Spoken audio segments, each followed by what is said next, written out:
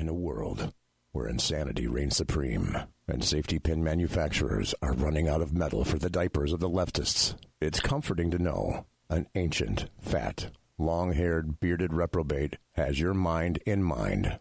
Ladies and gentlemen, boys and girls, children of all ages, broadcasting behind enemy lines in occupied California, and despite every attempt by the SHR Media Network to revoke his shameless contract, we return to the bloviating Zeppelin's Berserk Bobcat Saloon. I have come here to chew bubble gum and kick ass, and I'm all out of bubble.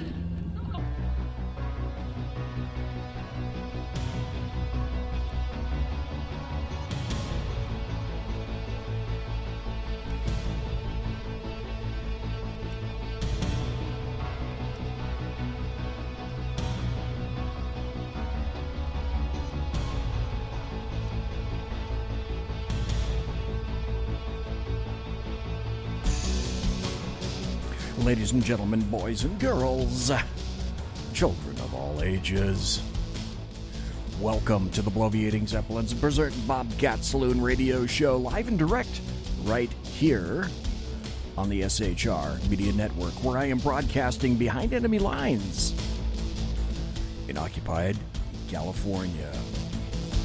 You got a belly up to the bar, we've kept your seat, and it's great to see you back. Tonight is Thursday, April 4th. The year of our Lord, 2019.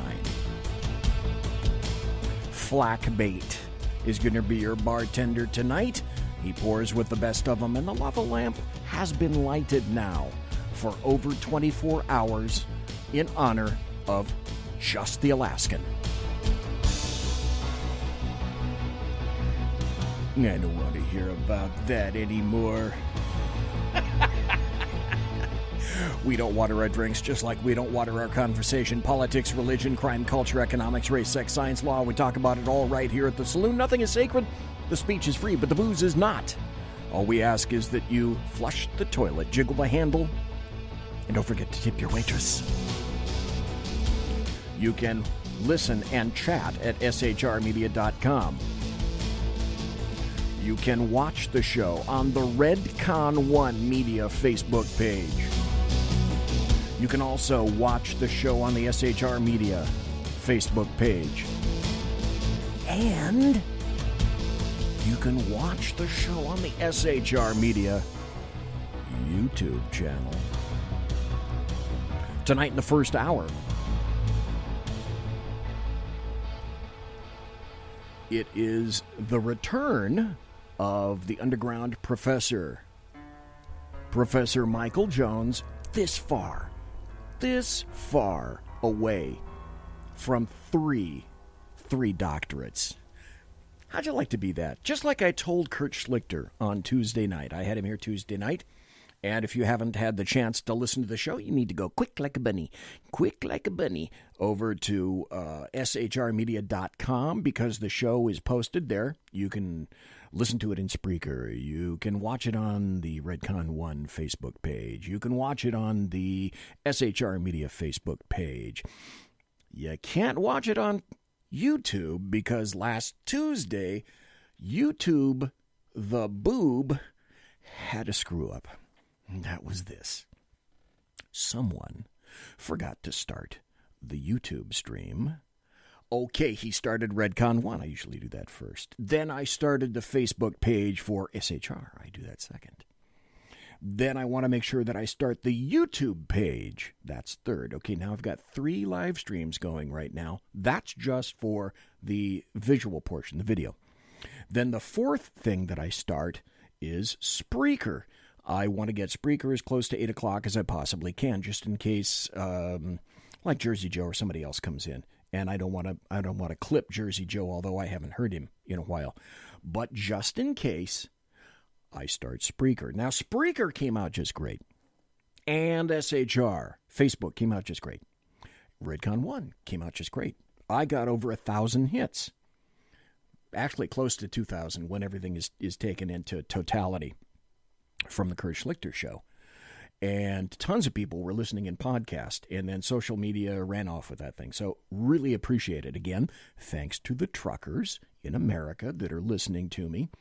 They mostly apparently listen in podcast, although some apparently listen live. And thanks to Big Sarge at Redcon 1 Media for allowing me to Bigfoot his Facebook page late at night, where the political winds are streaming on the East Coast late at night. Because Big Sarge doesn't have any late night shows. I'm the first, so thanks to Big Sarge. And everybody else knows that I'm broadcasting right now live. What is this? 8:06 p.m., which means it's 11:06 p.m. on the East Coast, but on the far left coast, it's 8:06 p.m. And I am broadcasting 2 miles east from the locus of evil on the entire West Coast. Yes, that would be the Bill Mill, the Capitol building in Sacramento, California, with a K, where late at night after I get through, and I exit through that door now because the desk has been moved around, if you haven't been able to tell. When I exit that door, I'm going to smell the terrible, terrible stench. Well, first I'm going to hear the horrible cries of the death of common sense at 10th and L. And then I'm going to smell the noxious vapors, the foul, odoriferous stench of brimstone, sulfur, and, quite frankly, the locus of evil on the entire left coast. If I get time tonight, I'm going to try to start something. In the second hour, I've got so much stuff to talk about. If I have the time, I'm going to see if maybe I can throw things open and see if the phone lines will work, and see if I can make sort of an open line night for the rest of the hour after I get through with 1789. Okay. Michael Jones. Don't do this to me. Well, it happened last time. Okay, BZ, calm down, take a breath. This is what I used to tell my students that were driving at EVOC. I'd tell them, before you start in your pursuit course, stop, namaste, center, little one, center, grasshopper. So let's not go silly wonky yet. Michael may be here. There we go. It's ringing. That's what we want. So what you do to calm yourself down is you go in. Michael Jones has to stop the movie. He was watching a movie waiting for me. I'm watching Farscape, getting ready to go to bed. Farscape, okay. Is that like the southern version of saying that you want to exit on a firescape, except that you're just saying Farscape? Oh my gosh, have you never heard of Farscape? No, I have not. What is that? Oh wow, it's like the best science fiction series ever. Really? Okay. It's full of Frank Oz and those guys. Yeah. Yeah, well, they're the ones who created it. From the Muppets. And, Frank Oz was with the Muppets. Exactly. And there are not Muppets, but there are puppets in Farscape. Okay. And the funny thing is that the series is so good that you forget that sometimes that they're just puppets with 6 people laying on the floor working on. So Farscape is actually puppets. Well, it's got some puppets in it, and then humans. And what it basically is a man named Commander Crichton. They're trying to create a new way of traveling and maybe create a wormhole. On accident, they actually do it, and he ends up on the other end of the wormhole in some galaxy that he has no clue where he's at. And he wakes up to find that he doesn't understand any of the languages, and there's different types of creatures out there, and he's trying to figure out his way because he doesn't know anything about this universe, and he wants to get back home. Basically, that's the theory of the whole show. Okay, so it's almost kind of sort of like Star Trek Voyager, only different. Yeah, but different. Yeah, and I swear to you This doesn't seem possible, but I'm watching it for the second time right now. Okay. It's on Amazon Prime, so I thought, what the heck? I'll watch it. Okay, so how long ago was it on? Since I haven't heard of it, it must not be brand new then. No, I think 2001, maybe. I can't remember. Okay. It's been a while. Okay. So considering the gap, the 18-year gap in special effects, because now everybody is really jaded in terms of special effects, you got to have the best. Right. Are the special effects Get on your side. do they still hold up Get on your fairly side, girl. well? Yeah, not too bad. And I was just, one of the things I noticed was that I was watching the movie and I forgot about them being puppets again. That surprised me. That's how come that was on my mind anyway. So pretty cool. Okay. Excuse me a second. Girl, I told you to get on your side. You'll get on your side. My Rhodesian Ridgeback, which is not a tiny dog, is in the bed. No. And has taken over my side of it. Okay. Lay down, big thing. I had a genetic mutant Rhodesian Ridgeback at one time. He was 120 pounds. He was a big darn boy. He didn't live all that long. He lived about 7 years before he passed away. But he was just huge. And the nicest dog you couldn't ask for. He was a great dog. A really, really good dog. Big babies. Yeah. And I called him. His name was Bill. So I read. This is a funny story. Okay, you guys, you came to hear the Constitution, but I'm going to tell a Rhodesian Ridgeback story here very briefly. His name, because I registered him through the AKC, American Kennel Club, because he had his mommy and daddy were papered. I named him William of Del Paso Manor. So his name was Bill. Sir William, huh? Bill. So, and Del Paso Manor was the school that I was next to at the time. So he was William of Del Paso Manor. It sounds very stately. I love it. Like stately Wayne Manor. Okay, so. Mine's just named Roxanne, and I sing that song to her all the time. Roxanne! Okay, in chat, I got to say hello to the Alaskan. Got to say hello to Whiskey Dale. Got to say hello to Michael John Pasqua. Got to say hello to Mary Brockman. Got to say to everybody, thanks for being here. Thanks for listening on Redcon 1, and thanks for listening on SHR Media. Mary Brockman was there. Yes, she is. Are you talking about my main girl? Wow. She is present and accounted for. In the saloon, we keep a seat just for Mary Brockman, as she well knows. So I had a nickname for her, but I've forgotten it because I've been like brain dead for the last year. Okay. Laying in bed. Yep, I can't remember the nickname. I wasn't the sheriff. The sheriff? Wasn't the bouncer. Yes, yeah. I think Ken, if I'm not mistaken, has called her the sheriff a time or two. Right. Because she is the bouncer on the Ken McClinton show. And McClinton show. If you say any poo-poo nasties or write any poo-poo nasties in there, then bing, bing, chicka wow wow, you're out. Kind of like that. Yeah, she monitored my chat room pretty good, too.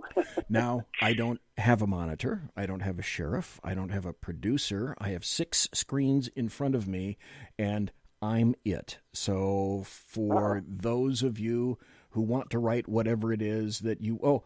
Mary Brockman in chat says she can be called the Czarina. That's it. My Czarina. I forgot. That's it. Okay. Yes. All right, I like that. You would not believe how much I have forgotten in my life. I mean, I've literally, I had 5 concussions in 2018. What? And, okay, stop. We're going to talk 5 about concussions. We're going to talk about the Constitution here for a second, but I got to ask you, folks. We're talking to Michael Jones. He is a professor. He is, as I indicated earlier, he's about this far away from getting 3 doctorates. That's like an RCH away from getting 3 doctorates. He's that close. But the reason I had him on the show last Thursday, a week ago, is because Professor Jones, being a professor, is a constitutional scholar. And when I have questions about the Constitution, or I want people to know more about the Constitution, because almost no one does, then I have on Professor Michael Jones, who is A, a stud, B, he used to look similar to me. As we used to say when we met, we're sort of twin sons from different mothers. I'm the short round one, with a full beard and mustache, etc., and long hair. And he got the tall genes. He got the tall, thin genes, and I got the round genes. Cause I'm in shape. Round is a shape. So how do this will blow your mind? I went from 270 to 170 while I was laying in bed. I lost over 100 pounds. Okay. In what span of time, it's incredible. Roughly? In 1 year. Wow. Okay. It was because I get my physical every October, and so it was October to October. But that was just a year between physicals. I really lost it 100 pounds in about 3 months. While I was wasting away here with that sickness. Okay, well, tell me. You brought it up, so you opened the door. I'm going to walk through. How did you get 5 concussions in 2018? How does that happen? Basically, I'm an idiot. Yeah. That's how it happened. You're stupid. It's like I was vacuuming up cobwebs and lost my balance and fell and hit my head. I was getting out of my truck and hit my head on the ledge of the door, and things like that. One time I was walking and the cat jumped over the dog. The dog freaked out and jumped up and knocked me on my butt. The 23-year-old German Shepherd I have. And so it's things like that. Just things kept knocking me and hitting me in the head. And then one time I had a clock on the wall, and I was winding the clock, and I wound it too hard, and the clock came off the wall and hit me in the head. Jesus. So when I say it was just pure stupidity that earned all that, I meant it. You're almost like, what's that character? And I can't think of the name, but it'll come to me in just a moment. There's a character in Little Abner where the cloud and the lightning was over his head all the time. Joe Butzfolk or something like that. Oh yeah, that's right. Yeah, something like that. And you're the exemplar of something similar to, if it weren't for bad luck, I wouldn't have any luck at all. Yeah, I like to sing that song, Gloom, Despair, and Agony on Me. Deep, dark depression and excessive misery. If it weren't for bad luck, I'd have no luck at all. Gloom, despair, and agony on me. Yeah. Yep. It's applicable. Last week, we talked about generally the Constitution. And folks, if you were listening last week, I hope that if nothing else you got out of it is that we are not a democracy. We are a CFR, which is a constitutionally federated republic. Our rights, if you don't remember anything else about the Constitution, you need to remember CFR. And you need to remember, because this is the base of everything in the United States, we get our rights not from government. We get our rights from God. Period. I'm crying right now. End of statement. And once you have that understanding, the rest of the Constitution will come to you, which is why I submit most of the leftists out there don't want to acknowledge that it's a republic, strike one. Say and insist, and will continue to insist until their dying day, that rights are given to you by your benevolent government. Your government is good. And they say that point blank, by the way. Yes. Yep.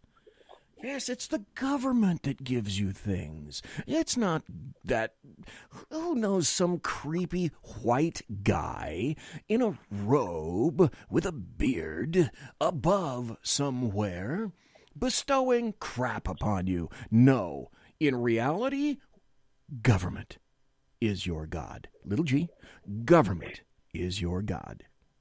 And that's strike two. Strike three is leftists continue to push harder left. They're doubling and now tripling down on being stupid. Now, we talked basically about the Constitution. We didn't get into the Bill of Rights.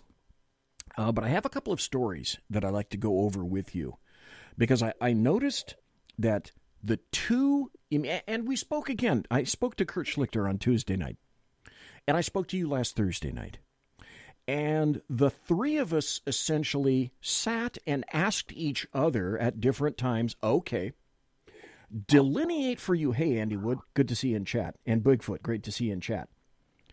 So we asked each other, okay, delineate for me, give me specific examples of the last time that the Democrats provided you more freedoms, more liberty, a greater freedom and or reduced regulations, and got government off your back, because that's essentially, or allowed you to be more independent and worry about yourself and not worry about what the government is going to be giving you. So, folks, riddle me this.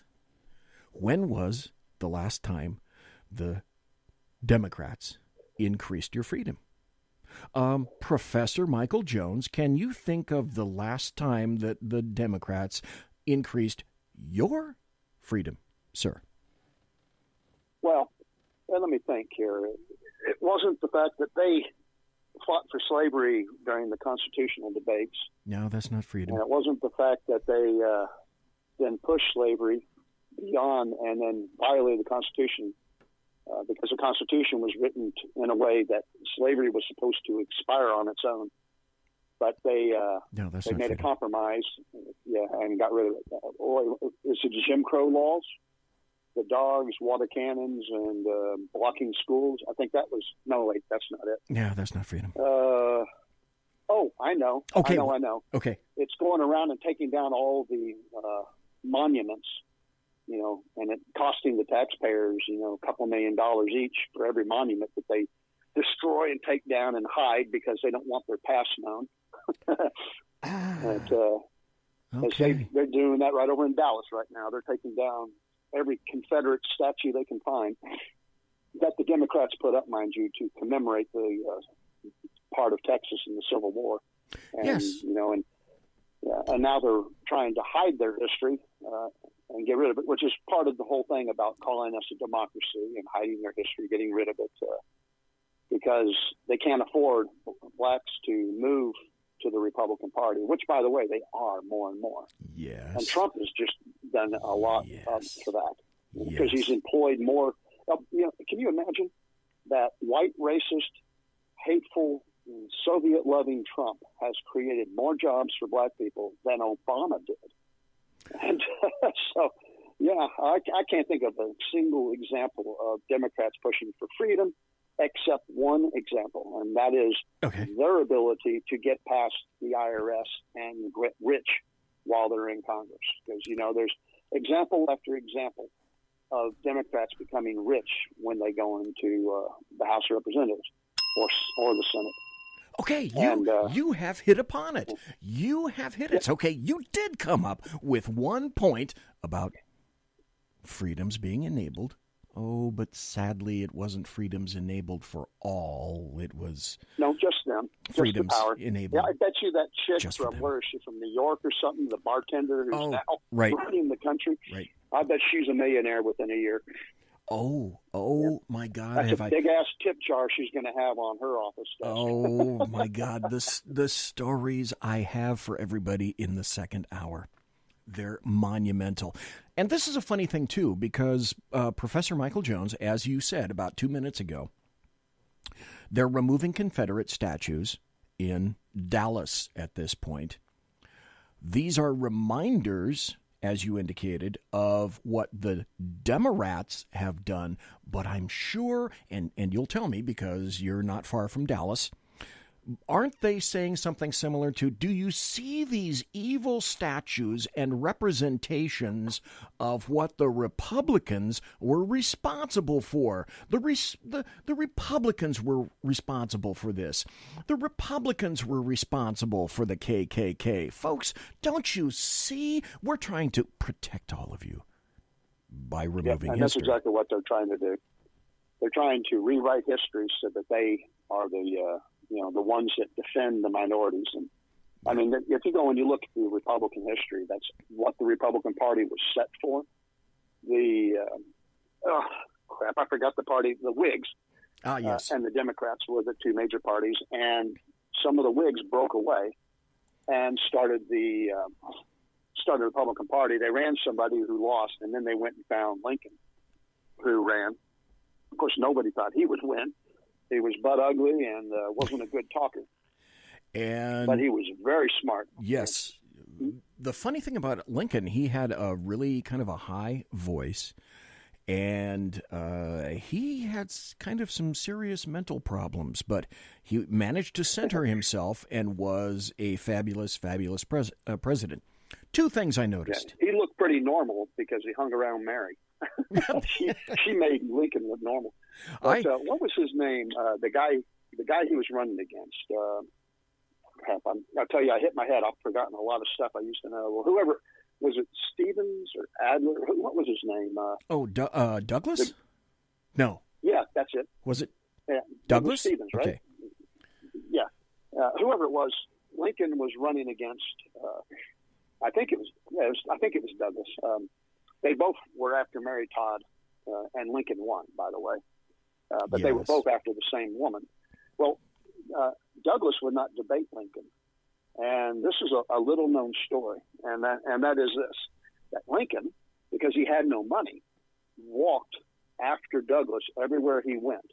Douglas, of course, traveled by coach or train, and then he would give a speech and leave, and then Lincoln would walk into the town right behind him and give a speech too, because the crowds were already there and ready to go, and they had the bunting around the gazebo, and the bands were there, and he would walk right in behind Douglas and give a speech. And so he basically piggybacked off of Douglas on the whole thing until they finally had the Lincoln-Douglas debate, which Douglas got wiped for. But, you were right. The other Republicans did a lot of things, and they even made mistakes because, the amendments, what we call the Civil War amendments, the 14th, 15th, 16th, they passed those. Sadly, they passed those, but they were doing it to force the Democrats to treat black people like humans because they weren't treating them like humans still, even after the war was lost and freedom was given to the blacks. And, of course, in Texas, it took Juneteenth, for us to even find out.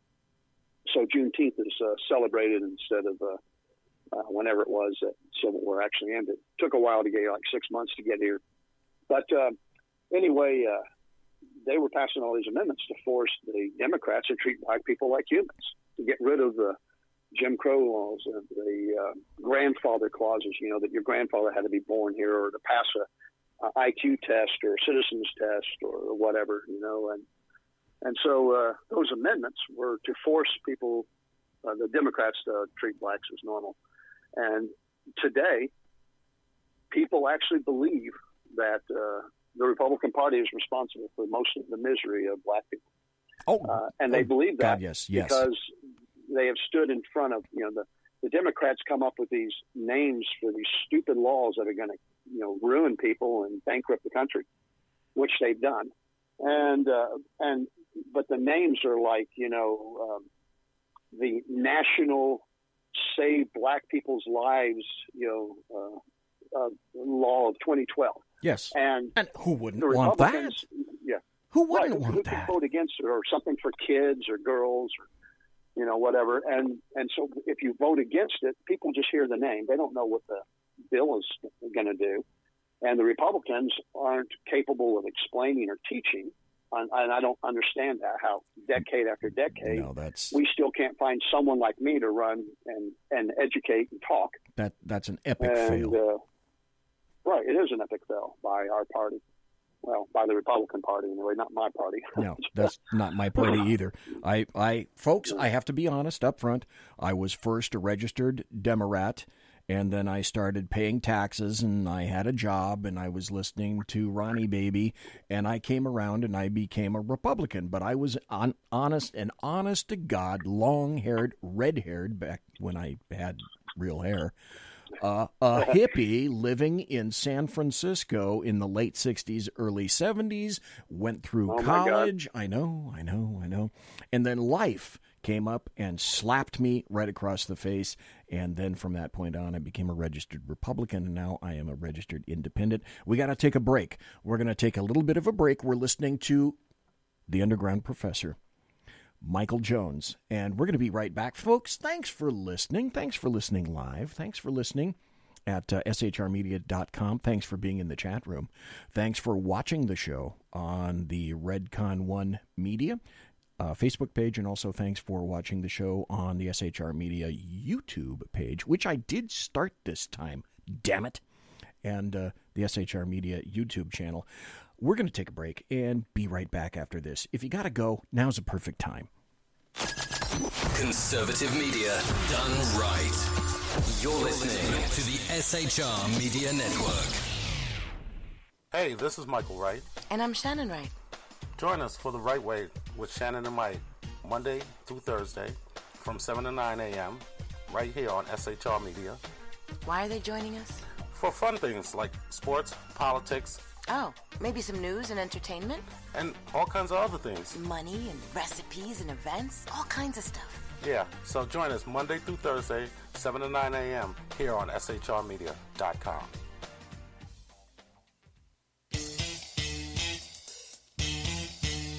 From a public locker inside a dilapidated Long Island rail station comes a show designed to piss off liberals using truth, facts, and ridicule. The Lid Radio Show, featuring the conservative voice from the People's Republic of New York, the Lid himself, Jeff Dunitz. Tune in every Wednesday at 2 p.m. Eastern, 11 a.m. Pacific on the SHR Media Network. Go to shrmedia.com. At Lid Radio, we fight for the truth, justice, and a good kosher T-bone. If you don't listen, Hillary Clinton might sneak into your bedroom in her housecoat late at night and blame you for her election loss. It's the Lid Radio Show with Jeff Dunitz.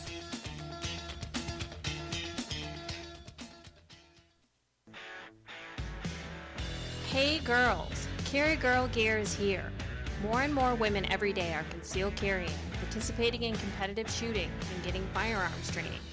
It's not a boys' club anymore, and we don't have to shop in their stores anymore either. Finally, a cool and unique clothing line just for women. Dope tees and hats for the patriotic concealed carry and 2A girl. So what are you waiting for?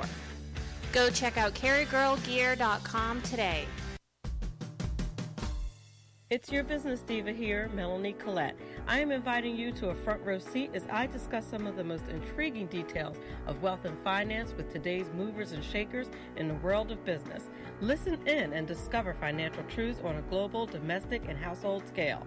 Uncover topics that will impact your wallet today and in the future. Money Talk with Melanie airs Monday through Friday, 5 p.m. East, 2 p.m. West, right here on SHR Media and High Plains Pundit Talk Radio. You can't afford to miss it.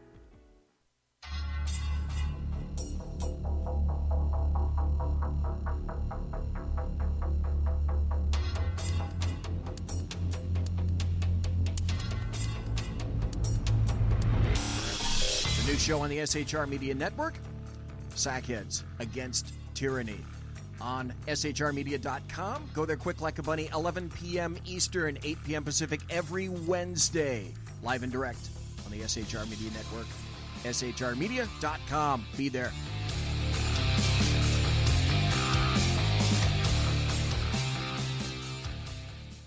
For 50 years, I've seen the American people blinded by corrupt politicians, a lapdog media, and deceptive Islam.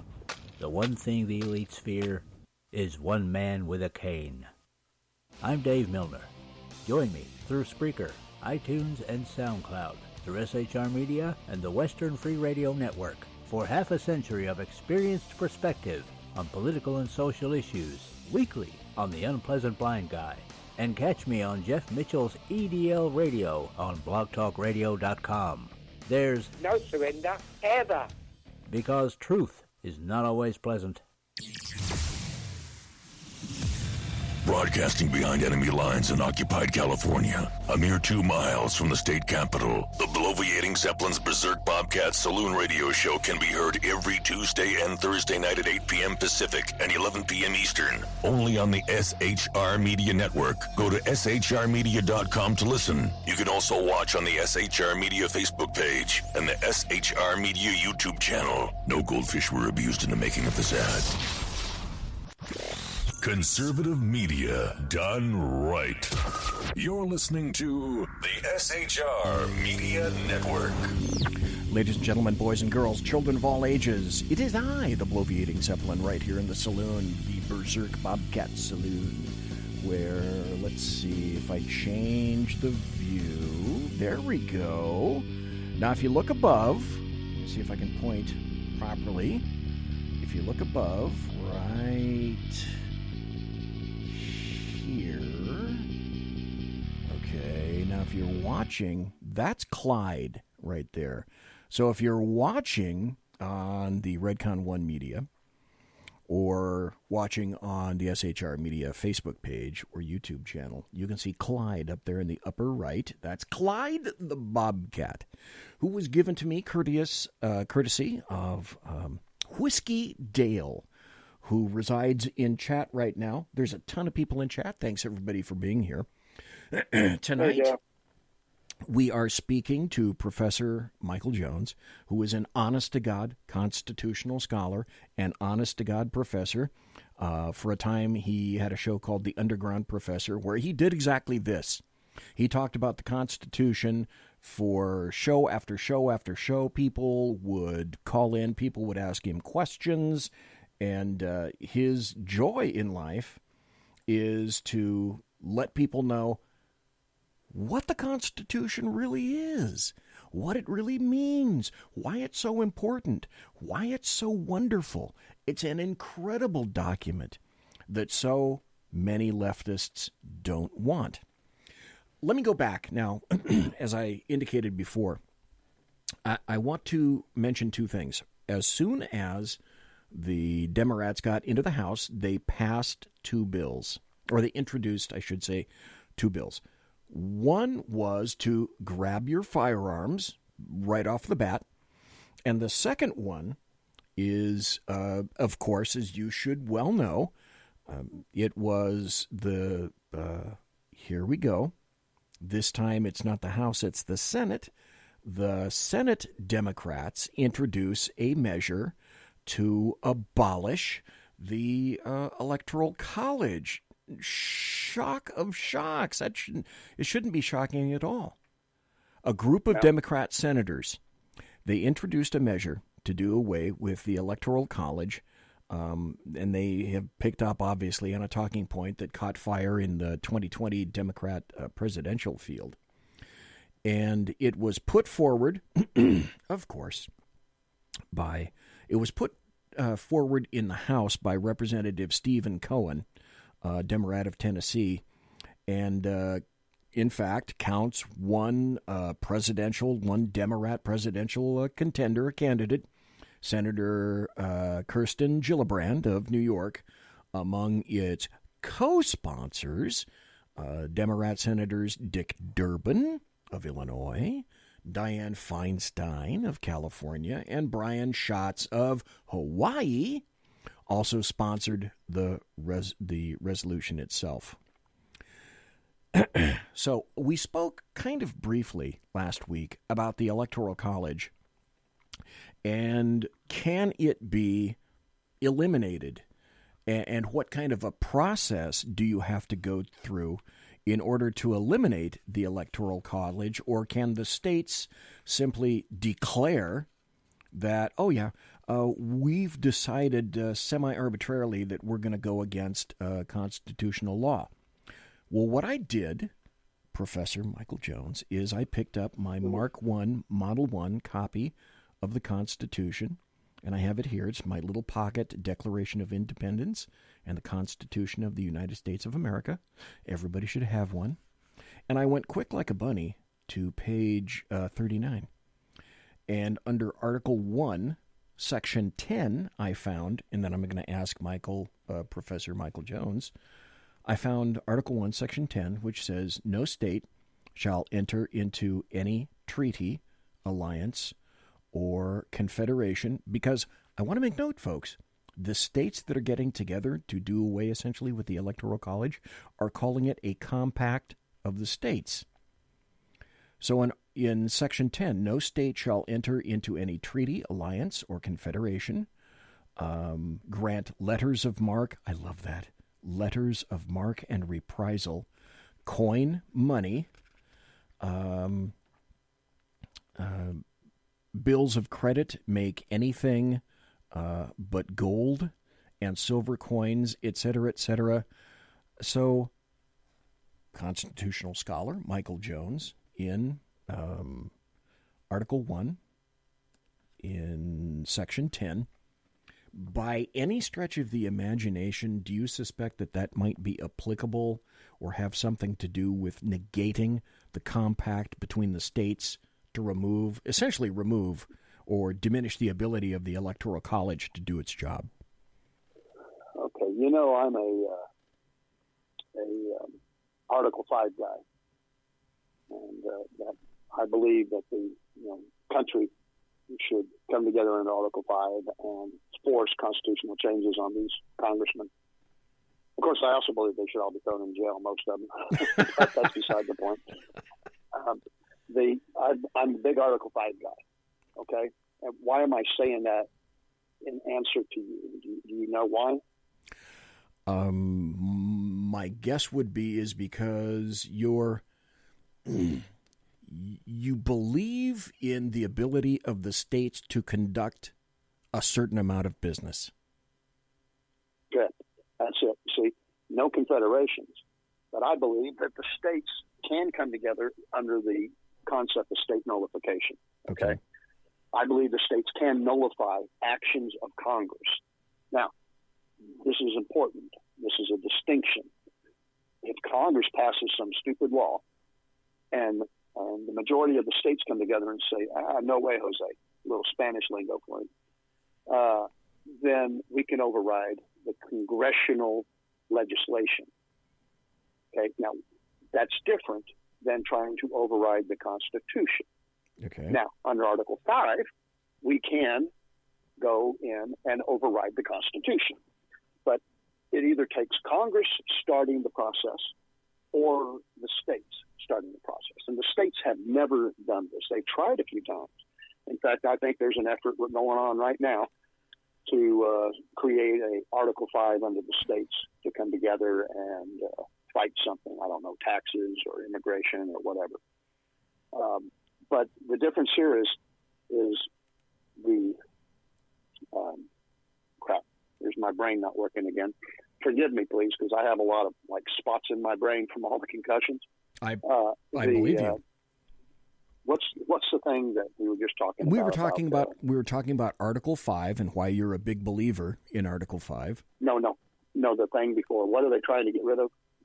The Electoral College. That's it. Thank you. That's the word. You bet. Electoral College. I was locked up on it. That's okay. I for some reason, the Electric Company and then the theme song came into my head. That's the close. Electric Company, and then it wiped out what I was really thinking about, like an idiot.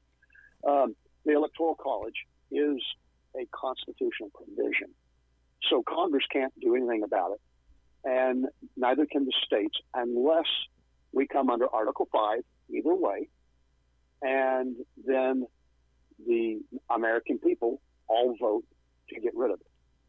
And it would take the majority of Americans in each state, and then the majority of those states to come together to get rid of the Electoral College. It cannot be legislated away, and it cannot be repealed individually by the states just because they don't like it. And that would be probably only the blue states that would even try that. And there's only a handful of them. Unfortunately, the handful of them contain the majority of people in this country. Because if you look at an electoral map, you've got a little line of blue on each edge, and then it's red every other state. You bring up a really good point, and I'm going to ask you a question about that in just a second, but I noticed now there are 12 states that just signed this compact. New Mexico is the newest state that just signed the compact. making it 12 states. It basically can't take effect until enough states have signed on to a control a majority of Electoral College votes. That's 270. So they can try, but it would be unconstitutional. Okay, because the rule is there's an Electoral College. You don't like it, don't run for office. It's the thing is this is being created by people who are bitter that they lost the election.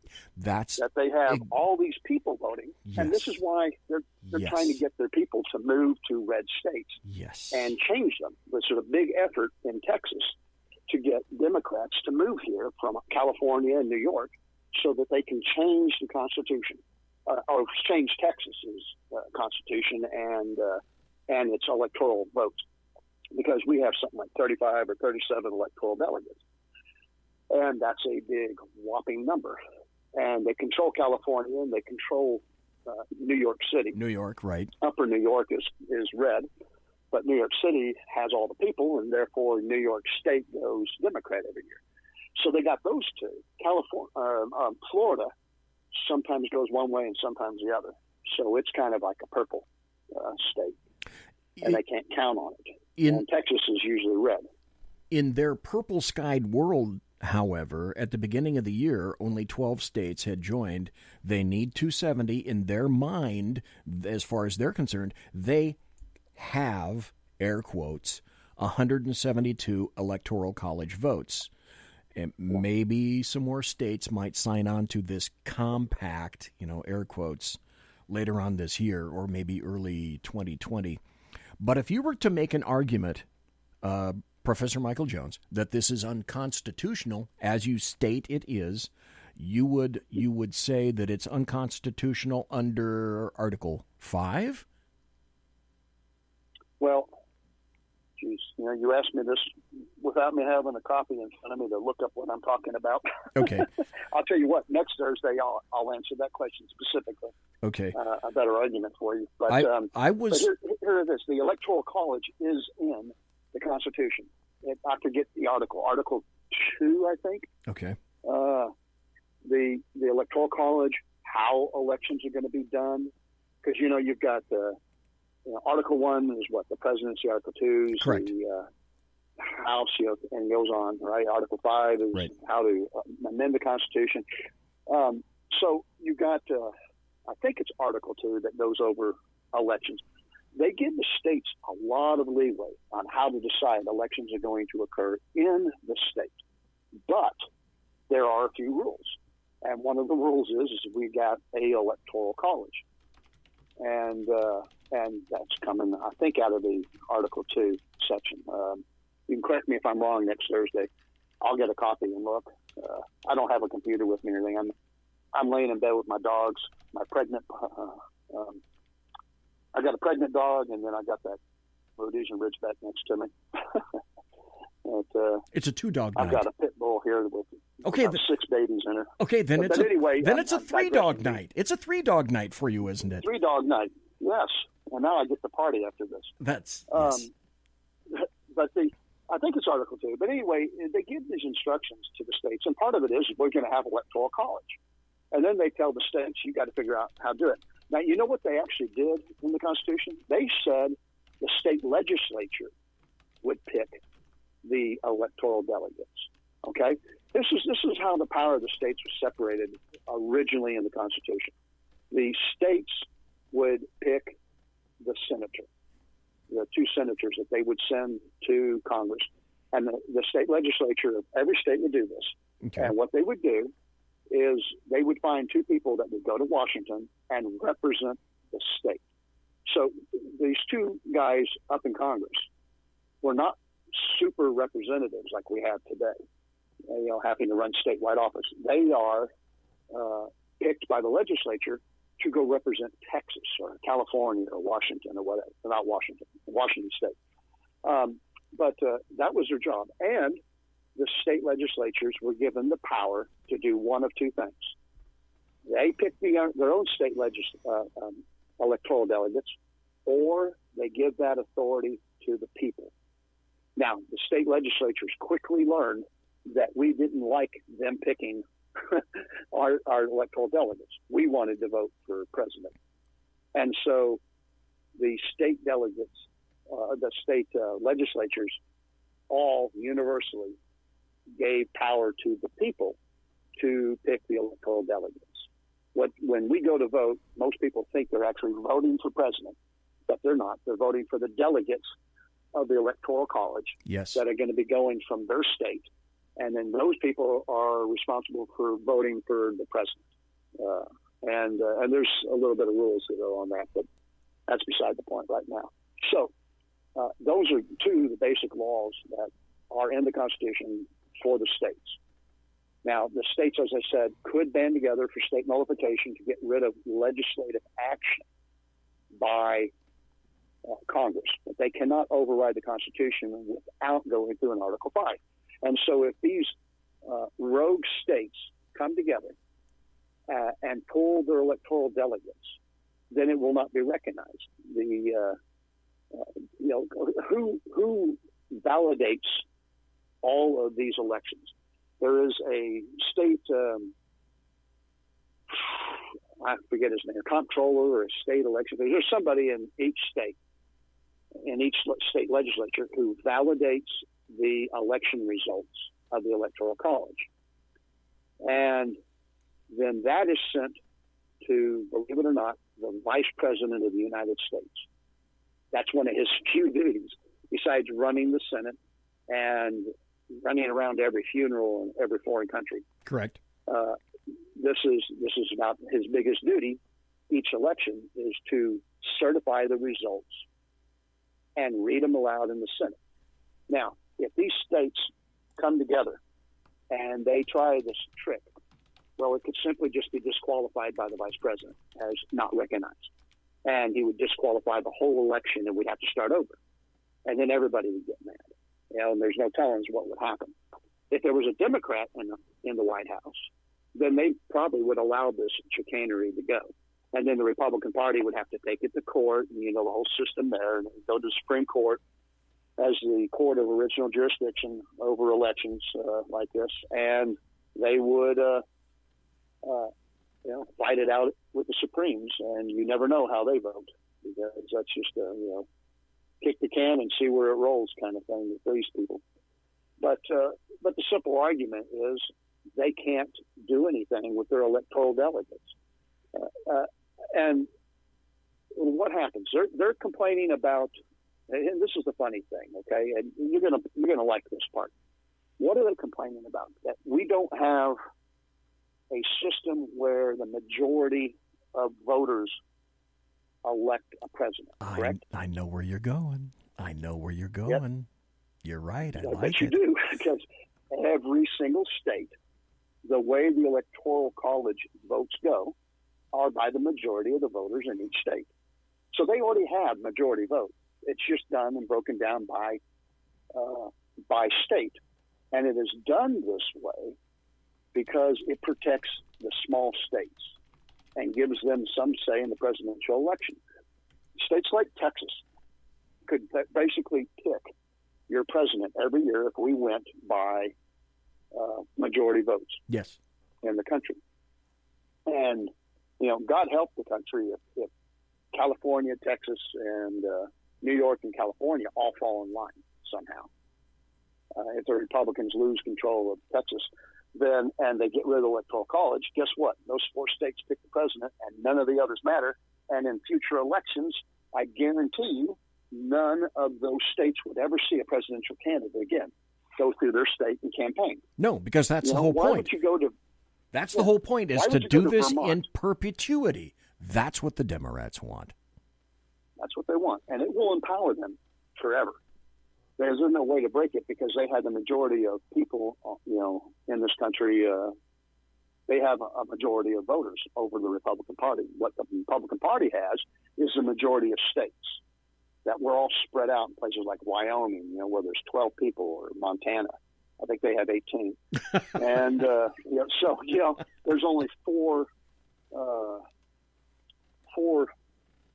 three or four electoral votes in a lot of these places because they're too small. And it would just not be wise to go and court those votes when you could hit the majority states and try and sway them and get those votes. So right now, the Electoral College guarantees that these little states, the presidents have to go and pick them up. Look how Trump won. Here, let me give you this example because I know there's a lot of people rolling their eyes at what I'm saying right now.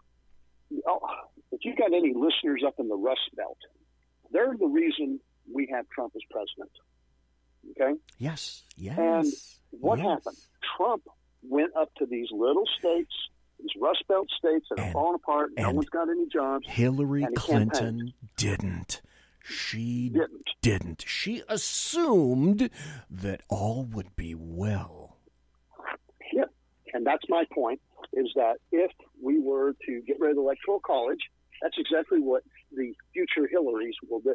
They would just ignore places like the Rust Belt. And what did Trump do? He didn't ignore it. He went there and he campaigned and he courted them, and they voted for him. They believed what he had to say. Yes. And they courted him, and he did what he said he was going to do. Matter of fact, he's like the first politician I've ever met, besides maybe Ronald, who got in gear and did the things he said he was going to do. Yeah, that he did a fraction of the things that he said that he was going to do. I was happy as hell that he got elected, and then he installed 2 SCOTUS nominees who are in there. So from that point on, everything else besides that, as far as I'm concerned, is gravy. But here's the point. Here's the historical point that no one wants to talk about. How many presidents, I think you know this, but I'll tell you anyway. How many presidents were, okay, get out of my brain. There's only room in here for the one of us. So my question was going to be, okay, so how many presidential elections were actually determined by this terrible, this heinous, this overbearing, this dangerous Electoral College? Let's see, so we've had 45 presidents, and out of 45 presidents, we've had 5 presidential elections that were actually determined by the Electoral College. But here's what grates in the craw of every leftist. The 2 of the 5 that were the worst offenders, President Bush, George Bush, in 2000, terrible, execrable. And, of course, President Trump in 2016. That's what this is all about. It's all about Trump. Yeah, it's all about current politics and how to get around the obstacles of the Constitution, which they view as a documented negative rights, as we talked about last week. Here's proof. And think about this also, that one of those 5, where there's a tie in Electoral College, it went to Congress. And that's the thing, is it goes to Congress for the decision. Holy crap. I can't remember if it goes to the Senate or the House. I think the House. I can't remember. Yeah, I think it goes to the House. Yeah. And it was between Adams and Jefferson. And it was a big, huge fight. Now, they had several votes back and forth on who to elect. And they finally compromised. What was his name? Not Monroe, but the other guy, the guy that shot himself, got shot in a duel. Oh, real famous. Founding father, could have been a president if he hadn't done this stupid stuff. Had a girlfriend, and that all got leaked out. Okay, chat. You have access to computers. Help us here. Let me point this one thing out. We got about 2 minutes left before the top of the hour, and we got to change for the top of the hour. This, to me, is proof that the Electoral College is desired of being completely removed, and this is why. On Mediaite.com, I found an article where Paul Begala says the vestige Electoral College didn't work, and the reason it didn't work is solely because Trump won. And so what you said earlier is absolutely correct. It is about the Electoral College, but it's about politics and bias and who actually won. That's what they object to. Right. They don't care about the Constitution or our rights or our ability to vote for who we want. No. They want to be the ones that get elected, and they're stacking the deck, and they already do. it's incredible what Democrats do to get power. So this would just be wedding on the cake. But I don't know. I kind of hope I don't live long enough to see this country disintegrate and go into anarchy. But I'm beginning to think that it's about to. I always thought I was born too late, that I should have been born during the revolution. That would have been the time I understood how to act and what to do. But now I'm wondering if I was born too early because I'm too damn old to do anything like fight in the coming revolution that's going to occur when the anarchy begins, when the Constitution is destroyed and completely. The chat room saves us once again. Aaron Burr. Aaron Burr. Aaron Burr.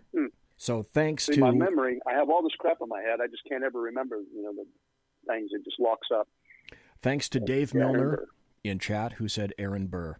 So, Professor my best friend Michael Jones, thank you ever so kindly for being here tonight. I greatly appreciate it. You're not asking me to stay over again. No, because I can tell that you've got things to do and sleep to conduct. Nah, I'm okay. Seriously, I'm okay. I'm just messing with my dogs. If you want to keep going over the Constitution, I will. If you got too much to do in your next hour, I'll say goodbye. I do have a lot of things to do, but the most important question is, can you come back? Mm-hmm. Next Thursday? We'll shoot for next Thursday. All right. Are you on other days? Tuesday you have other people on, don't you?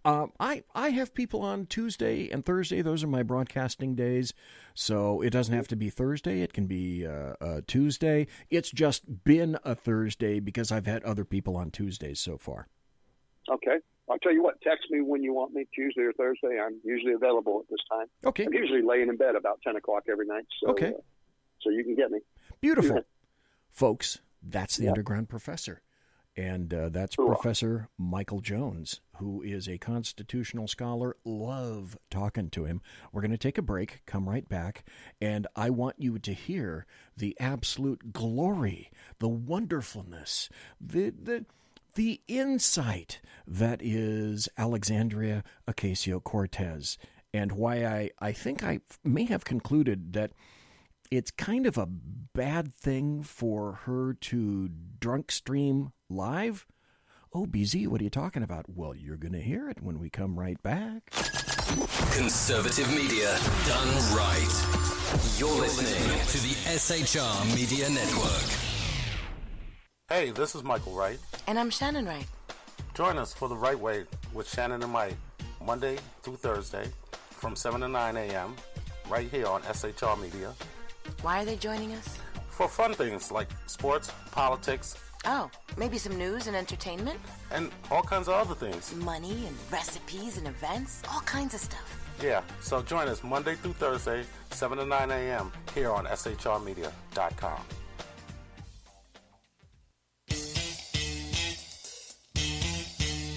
From a public locker inside a dilapidated Long Island rail station comes a show designed to piss off liberals using truth, facts, and ridicule.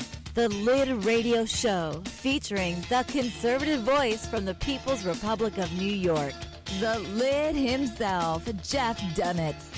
Tune in every Wednesday at 2 p.m. Eastern, 11 a.m. Pacific on the SHR Media Network. Go to shrmedia.com. At Lid Radio, we fight for the truth, justice, and a good kosher T-bone. If you don't listen, Hillary Clinton might sneak into your bedroom in her housecoat late at night and blame you for her election loss. It's the Lid Radio Show with Jeff Dunitz.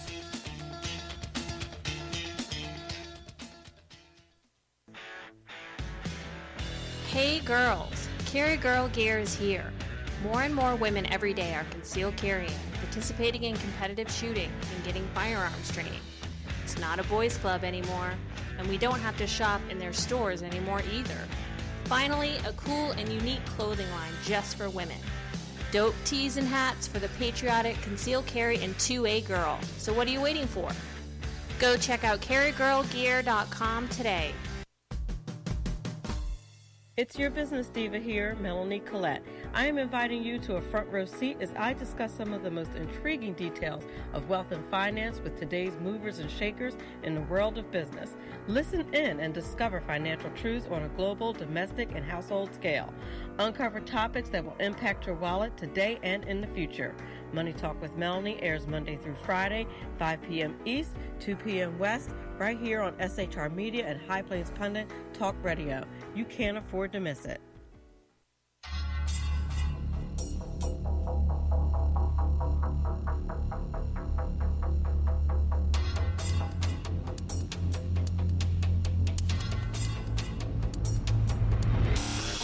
The new show on the SHR Media Network, Sackheads Against Tyranny.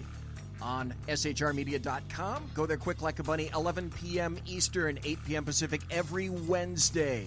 Live and direct on the SHR Media Network. shrmedia.com. Be there.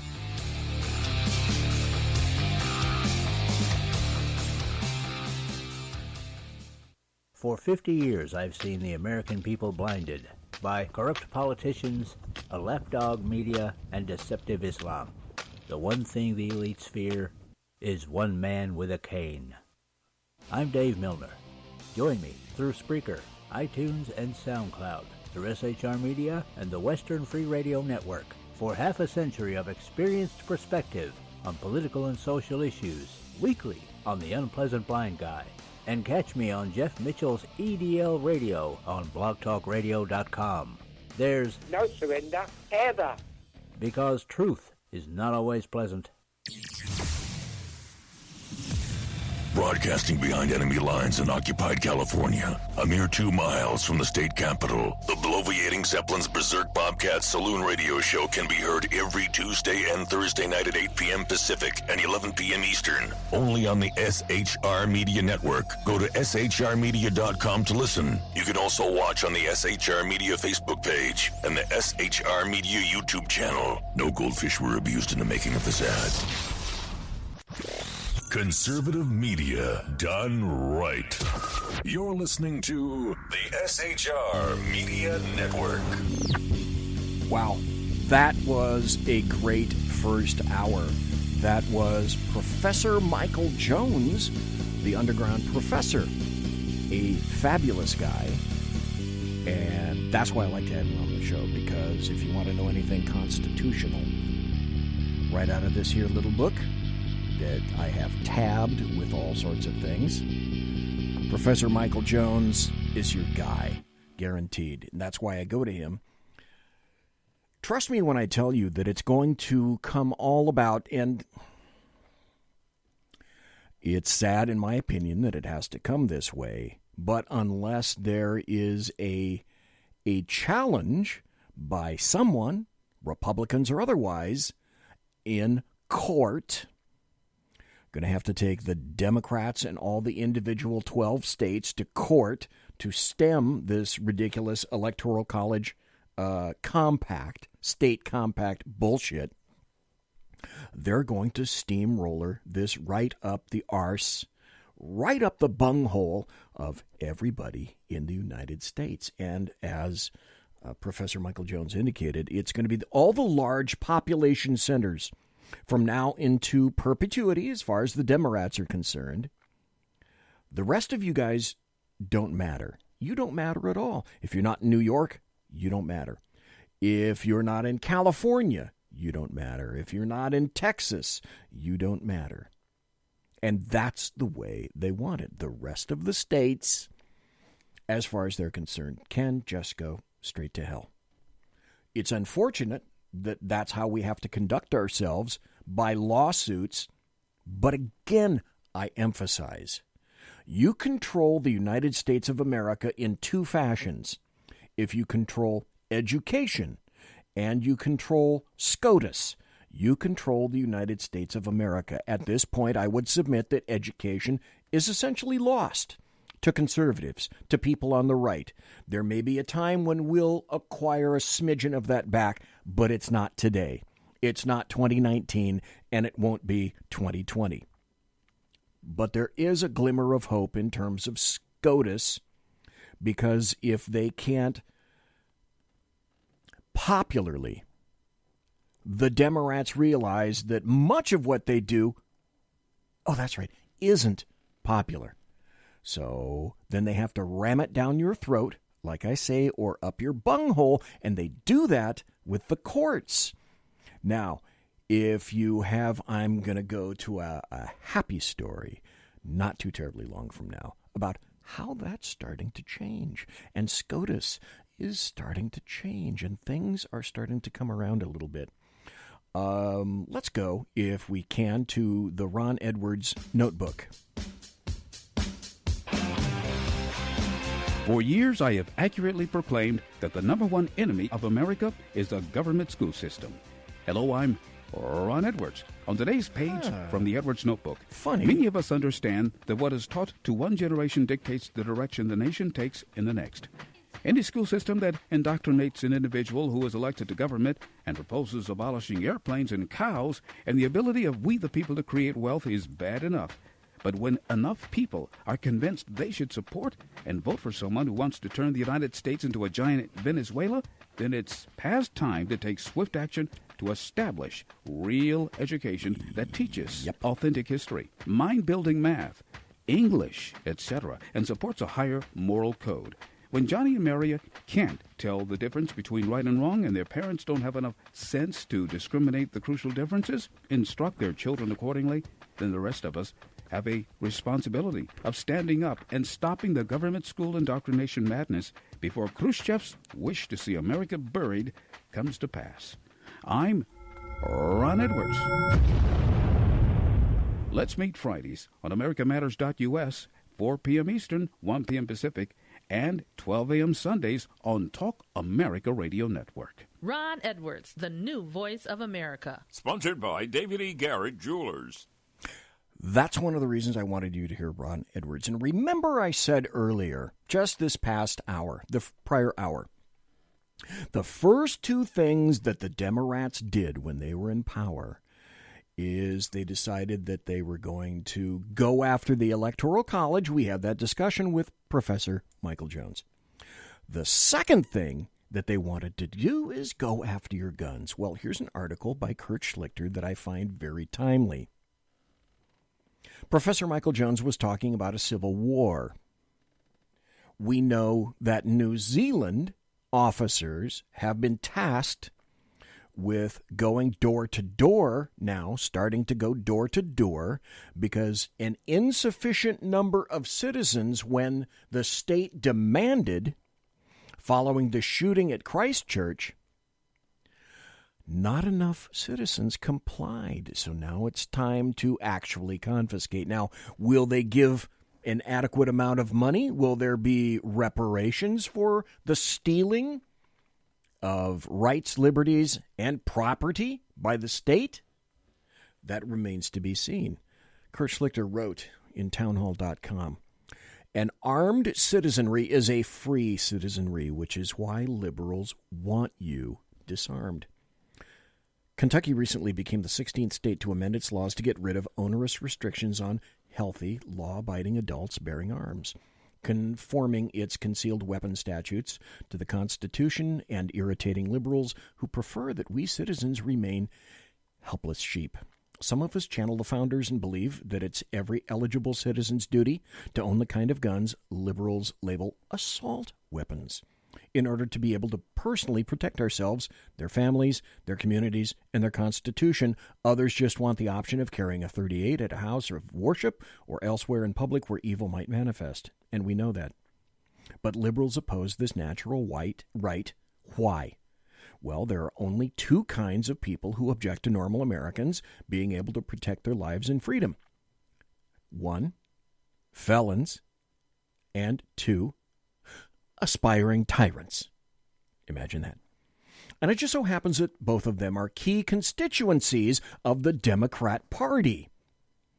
The trend in most states is to shall issue concealed weapons permits, with a third of the states tossing out even those useless obstacles to free citizens exercising their personal choice when it comes to packing heat. Stop. Yes.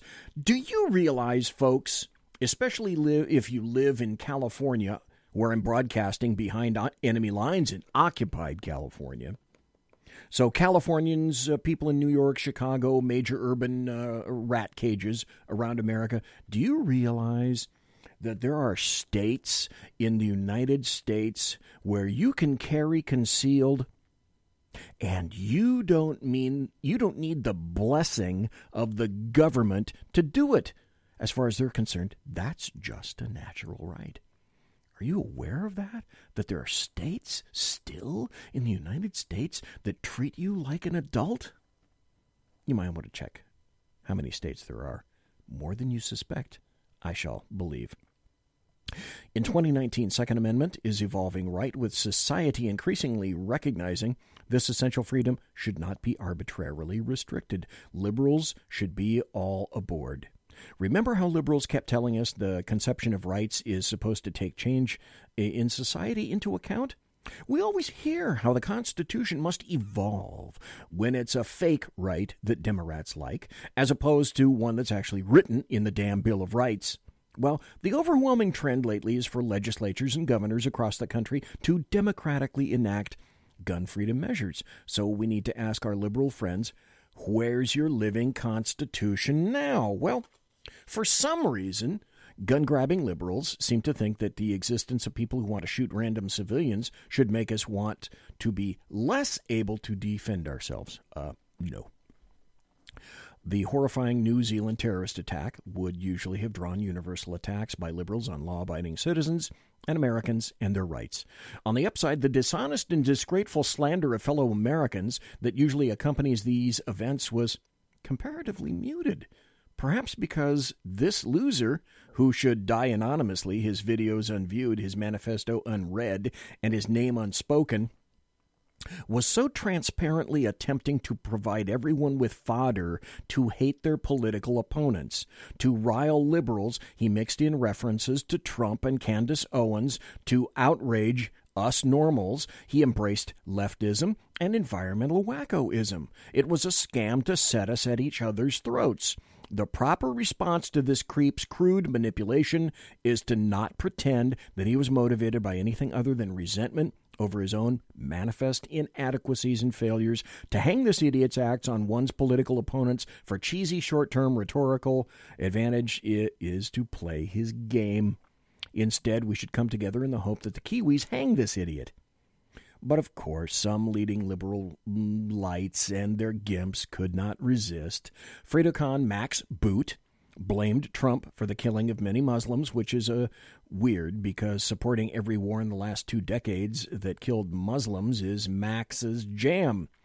Now, Shannon Watts, the Annette Bening of American Beauty, of American liberal fascism, gave Mike Bloomberg his money's worth on Twitter. AOC could not resist, check notes, shakes head, attacking people for praying for those massacred while praying. Boy, the bloom is sure coming off that rose of that celebritwerp. It's convenient that she has such a big mouth because she's always sticking her foot into it. Oh, and Dick Blumenthal, Democrat, Denang, had to pipe up too, blaming Trump, but we need to be compassionate and take into account how he suffers from PTSD from not going to Vietnam. This is why I love Kurt Schlichter. Democrats recently slid a common-sense gun grab bill through the House, as I indicated, that would not have actually prevented any of the massacres we have seen over the years, but would have made you a felon for lending your neighbor a .22. They were also annoyed at an amendment requiring ICE to be informed whenever an illegal alien tries to buy a gun, which is a great demonstration of that's their real objective. It's not to stop violence, because we normals are not violent without legitimate cause. It's to stop us normals from having a veto over leftist excesses. That's it right there. Thank you, Kurt Schlichter.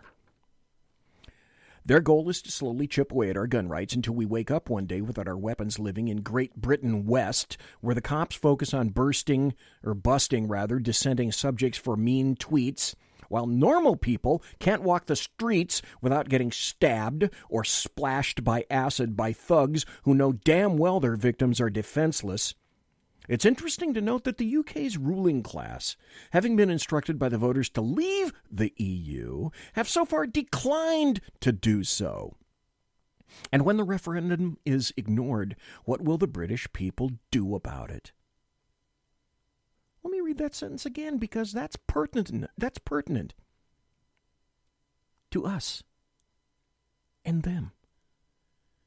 And when the referendum is ignored, what will the British people do about it? Nothing. They've already submitted. They gave up their guns because civilized people don't need guns, don't you know? Of course, when the ruling class tries to sell you civilization, what they're really peddling is submission. By the way, you do know that that's the true meaning of the word Islam, correct? Submission. I wonder.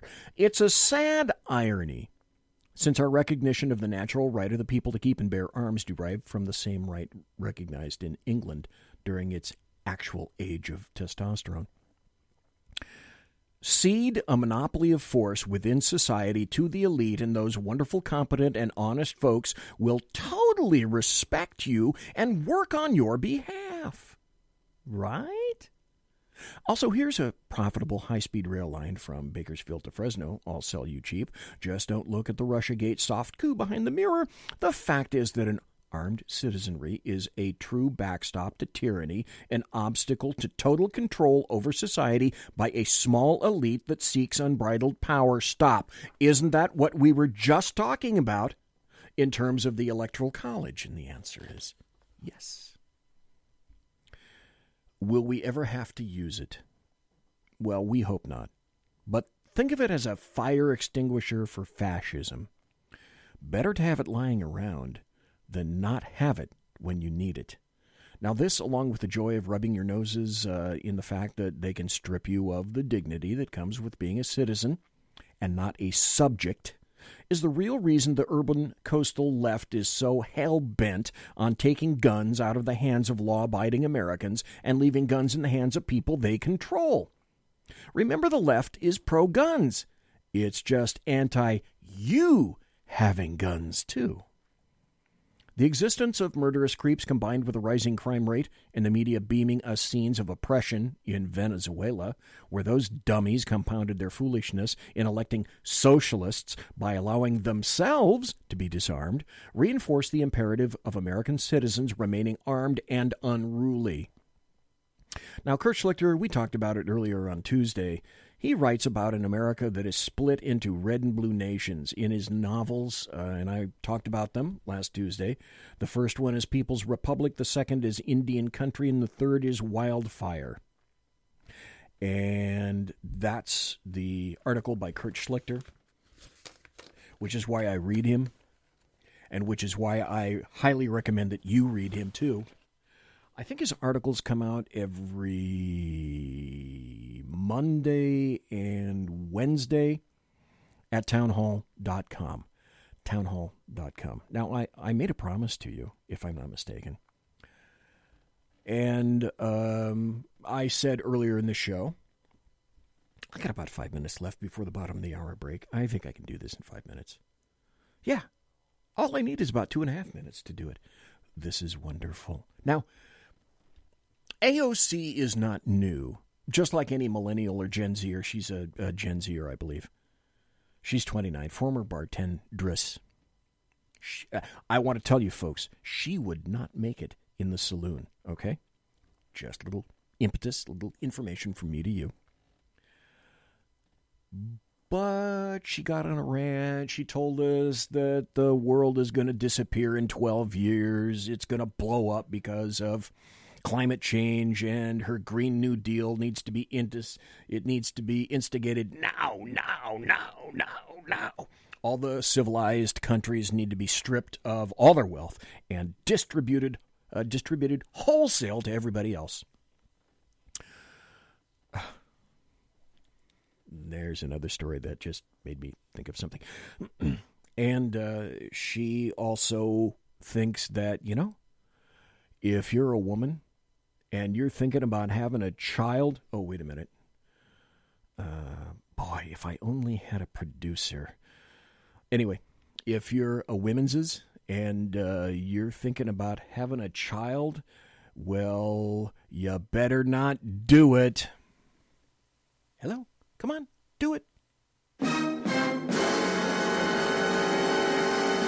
Ah, God, see, that's why I need a producer. You better not do it, because you bring a child into this world and it's going to die in 12 years. Well, this is great, because if you have already watched the video, what she's doing is three things at once as she's talking. You're going to hear the audio portion. You're not going to be able to see the video. The audio portion I'll play in just a moment. What you can't see is that apparently she's building an IKEA piece of furniture. Now, how did that IKEA piece of furniture get assembled itself? Oh, that's right, fossil fuels. Now, from IKEA over in Denmark, across the fucking ocean to get here, how did it get here into her hands? Oh, that's right, fossil fuels. Oh, and while she's doing that, she's eating some nummies. I can't quite tell what they are. And she's chowing down on some wine. So this is AOC, who is drunk streaming, and I don't know. I wonder, is she okay? And I'm thinking, I don't know if this is a real good look for her. I'm not sure. How many years until the world ends again? We have 12 years left to cut emissions by at least 50%. Okay, by the way, I should tell you, the camera is on the floor, and she's leaning over the camera, and the furniture is on the right, and she's got a little bowl of something that she's eating from. If not more. And for everyone who wants to make a joke about that, you may laugh, but your grandkids will not. So, understand that the internet documents everything. And for all those people... The internet documents everything? Well, you know, you want to talk about looking in the back of history, looking backwards. You look back and you open history books on the civil rights movement, and you see those folks who are protesting against the ability for African Americans and Black Americans to have the right to vote. And they would hold up these... Apparently, she doesn't listen to Professor Michael Jones. Bigoted signs, and they would hold up signs that said things like, what about white rights, and like all of this stuff. In the 1950s, White rights. Have I got a great story for you, and happy stories coming after the break? 60s. So just know that in the present day, there are a lot of people who hide the fact that their families and that their grandparents fought against principles of equal rights in the United States. Not 100 years ago, not 80 years ago, but in this generation's lifetime. So just know that while a lot of people can hide that their grandparents did that in the civil rights movement, you should also know that the internet documents everything. Yes, it does. And your grandchildren will not be able to hide the fact that you fought against acknowledging and taking bold actions on climate change. Right. And people who are trying to mock and delay this moment, I mean, I just feel bad for you. I feel bad. I just pity you for your role in history. I pity the fool. I pity the fool. That's what she's saying. She's saying, I pity the fool. Okay, I'm sorry. Time to take a break. We'll be back after this, okay? Conservative media done right. You're listening to the SHR Media Network. Back and forth from this hearing. Hey, this is Michael Wright. And I'm Shannon Wright. Join us for The Right Way with Shannon and Mike, Monday through Thursday from 7 to 9 a.m. right here on SHR Media. Why are they joining us? For fun things like sports, politics. Oh, maybe some news and entertainment? And all kinds of other things. Money and recipes and events, all kinds of stuff. Yeah, so join us Monday through Thursday, 7 to 9 a.m. here on SHRmedia.com.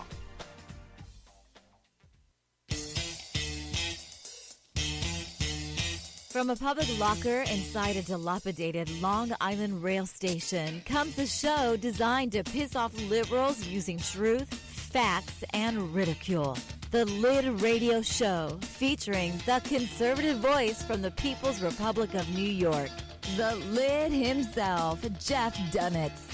Tune in every Wednesday at 2 p.m. Eastern, 11 a.m. Pacific on the SHR Media Network. Go to shrmedia.com. At Lid Radio, we fight for the truth, justice, and a good kosher T-bone. If you don't listen, Hillary Clinton might sneak into your bedroom in her housecoat late at night and blame you for her election loss. It's the Lid Radio Show with Jeff Dunitz.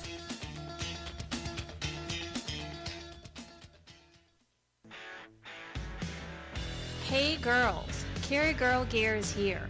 More and more women every day are concealed carrying, participating in competitive shooting, and getting firearms training. It's not a boys' club anymore, and we don't have to shop in their stores anymore either. Finally, a cool and unique clothing line just for women. Dope tees and hats for the patriotic, concealed carry, and 2A girl. So what are you waiting for? Go check out carrygirlgear.com today. It's your business diva here, Melanie Collette. I am inviting you to a front row seat as I discuss some of the most intriguing details of wealth and finance with today's movers and shakers in the world of business. Listen in and discover financial truths on a global, domestic, and household scale. Uncover topics that will impact your wallet today and in the future. Money Talk with Melanie airs Monday through Friday, 5 p.m. East, 2 p.m. West, right here on SHR Media and High Plains Pundit Talk Radio. You can't afford to miss it.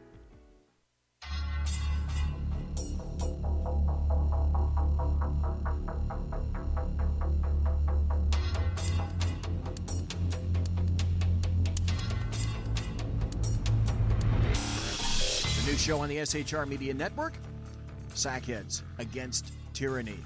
On shrmedia.com. Go there quick like a bunny, 11 p.m. Eastern, 8 p.m. Pacific, every Wednesday. Live and direct on the SHR Media Network. shrmedia.com. Be there.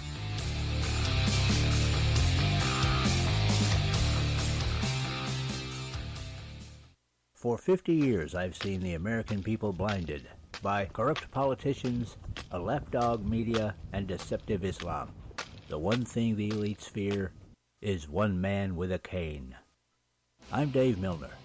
Join me through Spreaker, iTunes, and SoundCloud, through SHR Media and the Western Free Radio Network, for half a century of experienced perspective on political and social issues, weekly on The Unpleasant Blind Guy. And catch me on Jeff Mitchell's EDL Radio on blogtalkradio.com. There's no surrender, ever. Because truth is not always pleasant. Broadcasting behind enemy lines in occupied California, a mere 2 miles from the state capitol, the bloviating Zeppelin's Berserk Bobcat Saloon radio show can be heard every Tuesday and Thursday night at 8 p.m. Pacific and 11 p.m. Eastern. Only on the SHR Media Network. Go to shrmedia.com to listen. You can also watch on the SHR Media Facebook page and the SHR Media YouTube channel. No goldfish were abused in the making of this ad. Conservative media done right. You're listening to the SHR Media Network. Ladies and gentlemen, boys and girls, children of all ages, it's the final 25. The final 25 minutes of the bloviating Zeppelin's Berserk Bobcat Saloon radio show. That's me. Where I'm broadcasting behind enemy lines in occupied California. That's spelled with a K. In the sumptuous and palatial SHR Media Studios. Thanks earlier to my fabulous guest, Professor Michael Jones, at one time called the Underground Professor because he dared to talk about the Constitution. And that's why I have him on the show. I'm of two minds. I think it's time that perhaps we laugh at certain people, and then I think it's time that we understand what leftists are really about. But I'm of two minds about all of that. I'm of three minds now because I was going to throw the phone lines open. I want to get at least, before I do that, I want to get at least a couple of these out. It's time for Happy Stories and Good Times. Here's one. I guess I'll have to go over these, in a little bit more rapidamento type of fashion. This is from the New York Post. Ocasio-Cortez still hasn't paid tax bill from failed business venture. Wait. If I had a producer, you would have heard Ocasio hasn't paid a tax bill from a previous debt, huh?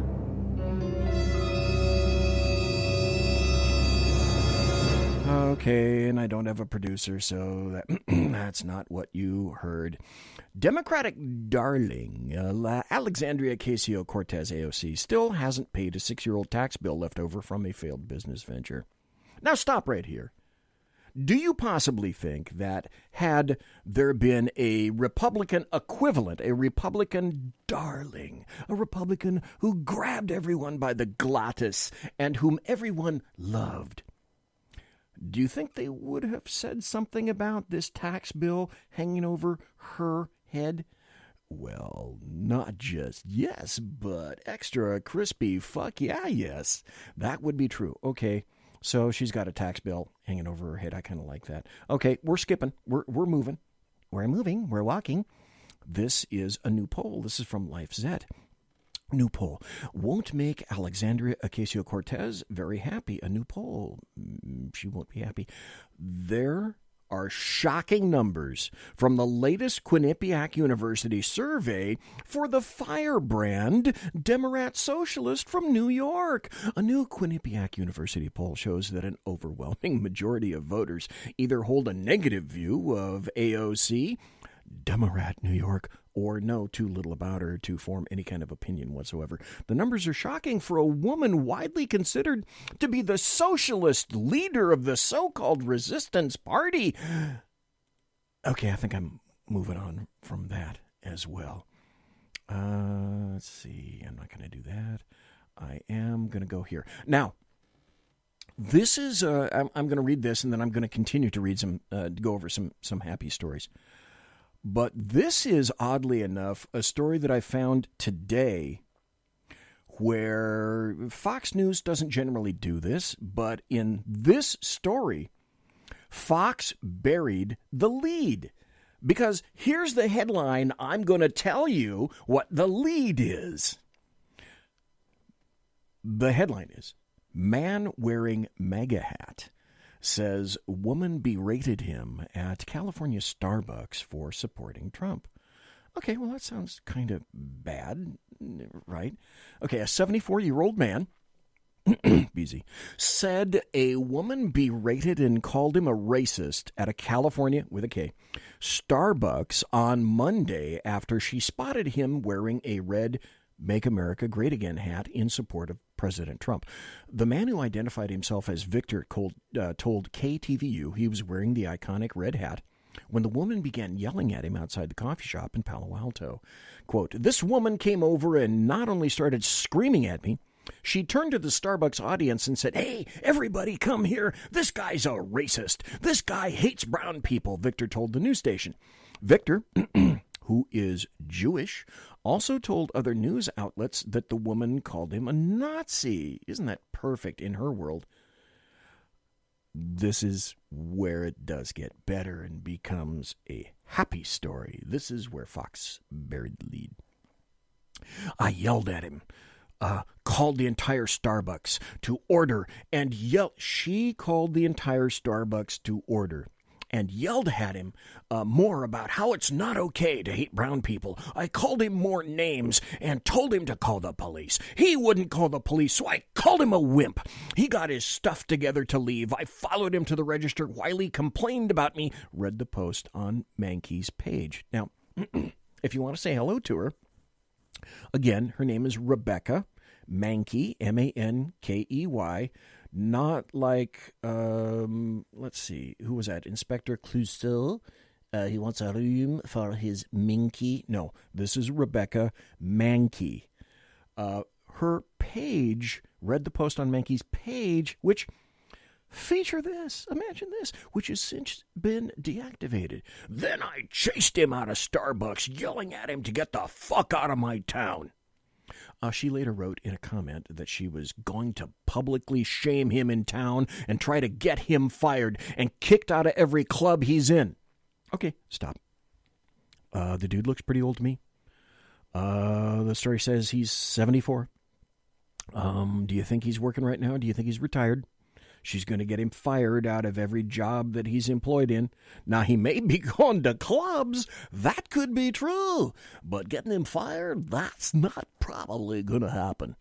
Palo Alto police, Palo Alto, California, said both parties did not file a report on the incident. Mankey, however, are you ready? This is great. This is where BZ drops that little buttery kernel of schadenfreude. Mankey, however, was fired from her job at Gryphon Strings, a guitar sales and repair shop, after the store owner was made aware of the altercation. Here's the quote. Gryphon does not believe anyone should be harassed or subject to hate speech, no matter their beliefs. Music has historically been something that has brought people of diverse socio-political backgrounds together, the store said in a statement earlier this week. We would like to make it clear that the opinions expressed and actions taken by the employee are not indicative of how we conduct ourselves at the shop, and we hope we can continue to serve our customers across the country respectfully and universally, as we have done for nearly 50 years. Folks, just from that, BZ suggests to you, because I don't tell you anything, I suggest to you, that if you have some kind of a stringed instrument, you might find it, and maybe it's time to rewind your bass guitar. Or maybe it's time for some new strings for your cello. Or maybe you need some new strings for your trumpet or your bassoon. So, hey, Gryphon, Gryphon, Gryphon Strings. Apparently you can order online. So if you need strings, maybe that's a great place to go for strings. I'm going to continue with some of the happy stories. I got this to work last week. Kaiser called in, and so I'm going to try to see if I can get it to work now. I'm going to throw the line open. Let me see if I've got the right one for that. I think I've got the line open. We'll find out. If you want to call, it's area code 209. Where's my number? There it is. Area code 209-284-3210. I'm going to give you that again for those of you who just tuned in. Area code 209-284-3210. This is the first time I've thrown the line open, so I guess I get what I get. If I get a lot of people, however, and I can tell when people are calling, I'm going to ask you very kindly not to stay on for all that terribly long, but I'm just going to wait and see how it goes. So when you call, you call. If you don't, you don't. In the meantime, guess what? I still have more happy stories. I didn't go over this one because a whole bunch of stuff happened, but this was really grand. I loved the hell out of this. This is from CNBC. Stormy Daniels' ex-lawyer, Michael Avenatti, arrested for an alleged $20 million extortion scheme against Nike, embezzling clients' money and defrauding a bank. So stop. I think that's all I need to do right now. Hey, welcome to Mamba in chat. Good to see you, sir.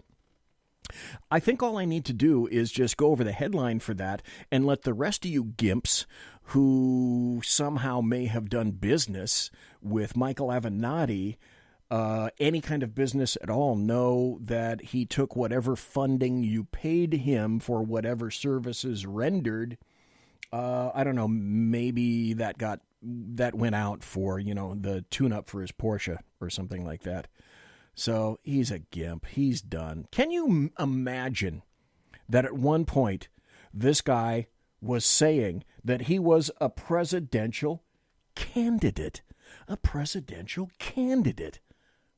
As the Warner Brothers commercials would, the Warner Brothers cartoons would say, and I think Bugs Bunny specifically said this, what a maroon is Avenatti. And I think you're probably not going to see much of him anymore. This is a happy story because it's just sort of weird. And it involves Canadians. And it involves toilet paper. This is a real headline. I am not making this up, boys and girls. U.S. plush toilet paper use. See what the headline writer did here? U.S. plush toilet paper use wiping out Canada's forests, flushing away the future, says a report. The report gave failing grades to the leading toilet paper, tissue, and paper towel brands for using only virgin fiber pulp, mostly from Canada's old boreal forests. Let me stop something, inject this, because this is a personal observation from BZ. About 10 or 12 years ago, I visited BC. BZ visited BC, which is British Columbia. That's the furthest left, furthest west state, province, the same thing as a state, in Canada, British Columbia. And it's beautiful. It's gorgeous. My introduction, oh, wait a minute. I am getting some phone calls. Okay, hang on. Let's try this one first. Okay, Magic Caller, you're on. Who are you? This is Mike, BZ. Mike. Mike Pasqua? Yes, sir. Okay, Mike, what do you got to say, sir? Because I actually have a second call coming in. Well, my thing was, and I had to step away and I didn't hear you ask the question, but I've been arguing with my friends about, and this would have been a perfect question for your guy in the first hour, but I've been arguing with my friends about who the president can and cannot appoint as a judge, as a justice, you know. And according to what I've seen, the Constitution is quiet on this thing, but I would have loved to have heard Michael Jones, like I said, on this, but I kind of had to step away. So I didn't hear if you asked the question or not. But, yeah, it's like, I mean, and we know, I'm asking them the question because we know that RBG is not long for this world, probably.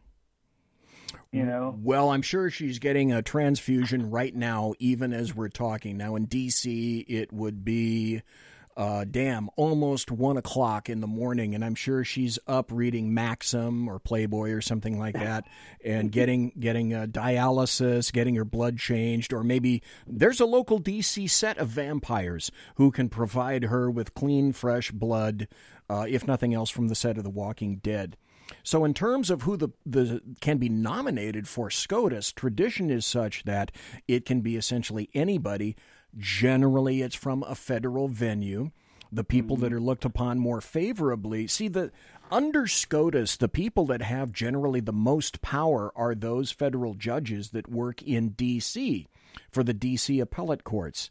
So it's like SCOTUS, they have the greatest amount of power, but some of the bigger selection areas are coming from the D.C. circuits. Oh, they can come from the 9th. They can come from anywhere, but generally they chose federal judges. And then it's up to the president to make any kind of a nomination. I don't believe, and people, maybe you can tell me in chat, I don't believe that there's any constitutional language that states a president has to pick, for example, a federal judge. I'm not even sure. I can't say for sure that there's language indicating that a judge has to be picked for SCOTUS, just as in some venues, for example, you can have a county judge that at one point was the local dog catcher. So anyway, thanks for that question, Michael. I appreciate it, sir.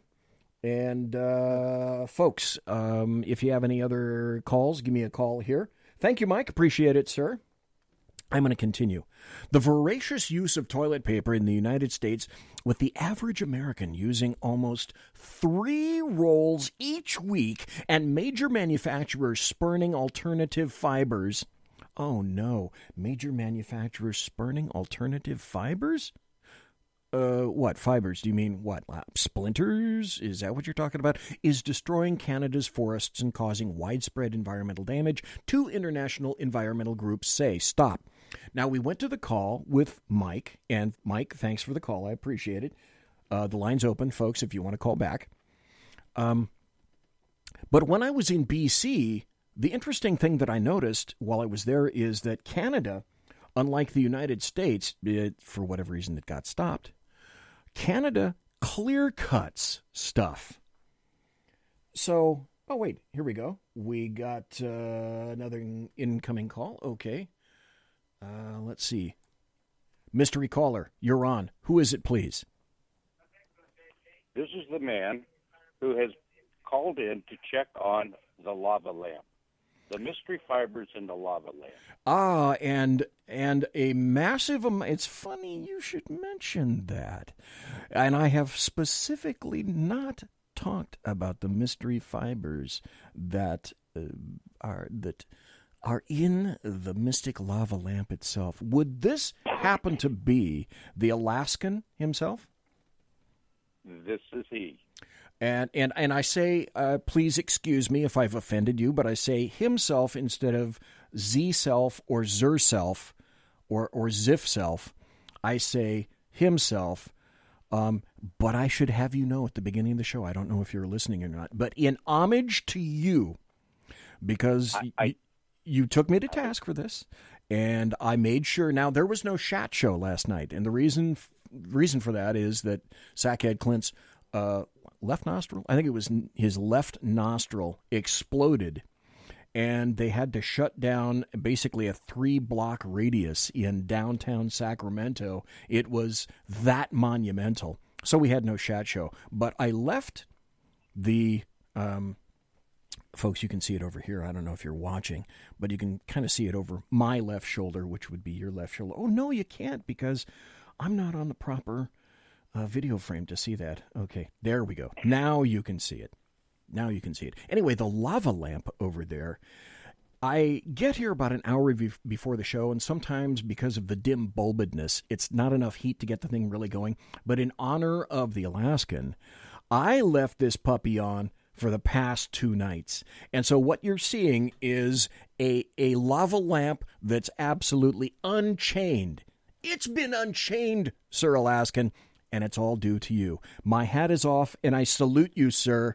There we go. Which camera? There we go. That camera. I salute you, sir, for having the temerity to challenge me personally. And I responded to that challenge. You threw down the gauntlet, and I picked up the lava lamp gauntlet. Yes. And for that, I say thank you very much, sir. The lava lamp, if it's going to be lit, must be lit early. You're right. And you're right. For one other thing. Yes, sir. Okay, I must say, look at the crowd that the lava lamp has drawn in for us tonight. Yes, this was a great chat room tonight. There was a lot of people here, and I appreciate that. And folks, I got to tell you, I'm picking up listeners. I've gone to another media network, so I've kind of doubled, and depending upon how stupid I feel and whether my topics blow or not, I've picked up at least double my listenership, and then sometimes tripled and quadrupled my listenership to the couple of thousands now. So thanks. That's why you folks may think that your being in chat isn't important, and that I try to pay more attention to the chat room now. And the problem is that now I've got to try to figure out, I've got 4 potential chat rooms in which to inhabit. The original at shrmedia.com, where I know all the people that are here, and I like to interact with you. Well, there's also another chat room going on. The SHR Media YouTube channel has its own chat room, and I see people there. And the SHR Facebook page has its own chat room, and I see people there, and I try to answer them later after the show. And now the Redcon One Media Facebook page has a chat room, and there's a ton of people in there that leave. Last show I got like 60 or 70 comments, and then I went back and responded to those folks. So I apologize if the chat room in which you are occupying is not the chat room that I immediately respond to. I would only ask you one thing, if you're listening right now, or if you're in podcast, because if you're in podcast, you're certainly not chatting right now. Anyway, moving right along. If you go to the SHR Media, shrmedia.com chat room, that's where I usually broadcast. And so I respond to that chat room because it's just me. I don't have any other people here. I don't have a producer. Literally, I have 6 screens looking at me. I got to do all the audio and all the paperwork and all that kind of stuff. And then if I have somebody on the air, I got to talk to them too. So unfortunately, at my elder age, I can only be in one chat room at a time because I'm not that facile. And let's be frank, I'm not that smart either, because I'm sort of a techno-Luddite. But to everybody, including you, Alaskan, and thank you for being in the chat room so religiously recently these days. I really enjoy it when it's an active chat room. I really enjoy it when people are talking back and forth to each other. And I know what happens in a chat room, because I've been in chat rooms, is I'll be going, like a Charlie Brown thing. I'll be going, wah, wah, wah, wah, wah. And everybody in the chat room will be talking about, well, I had a penis extender back in 1955, and that went along with my 1954 Nash Metropolitan. Hey, I had a Nash Metropolitan once. Did you really? Was its name Bill? No, I had a Rhodesian Ridgeback named Bill, and it doesn't have anything to do with what I'm talking about. I get that. I get it. I just appreciate the fact that everybody's in chat. Oh, and Kaiser's in chat. And Mamba. So, really, thanks to you, sir. Kaiser just showed up, too. Yes, he did. Yes, he did. He did. Yes, he did. So, thank you, Alaskan. I told you the lava lamp is key. It is. Clyde can protect the lava lamp. Well, and you just need to leave the lava lamp unchained. Okay. Unchain my heart. Unchain the lava lamp. And mostly unchain Clyde. So, folks, if you're watching right now, you can see, I'll move out of the way a little bit. You can see there's the lava lamp. And then you can see the license plate that says BZ's Saloon. But if you want to actually see Clyde, who is the Bobcat of the Berserk Bobcat Saloon, I have changed views so that you can see over my left shoulder at the very top. He's sort of limbed in blue. Where is he? There he is, right there. There's Clyde right there. That's Clyde if you're watching. And he's a blue Bobcat right now. And he'll probably continue to be a blue Bobcat for a while. Anyway, that's Clyde, given to me by Whiskey Dale, and I greatly appreciate it. So, I got to tell you, folks, I have had a great, great night tonight. Do I have another story? Okay, this is a good one. I'll end on this. And Alaskan's on the air, so what the hell. This is a happy story. This is a good story, at least in my estimation. A court has kicked CARE, the Council on American Islamic Relations, and I find this shocking for the state of California. Shocking. California with a K. Court kicks CARE out of San Diego School District. Wait a minute. Wait just a damn minute. Because if I had a producer, what you would have heard is court kicks CARE out of a San Diego school district. But that's not what you heard because I don't have a producer. In a landmark case, the Council on American Islamic Relations, CARE, has been forced out of the San Diego Unified School District. A lawsuit was brought against the district for partnering with CARE and allowing the Islamist organization to run a discriminatory, unconstitutional propaganda program in its schools. The court agreed with this assessment. I'm sorry. I think that's a massive, massive, massive plus. And you know what? I hope you do too. Monsieur hasn't walked.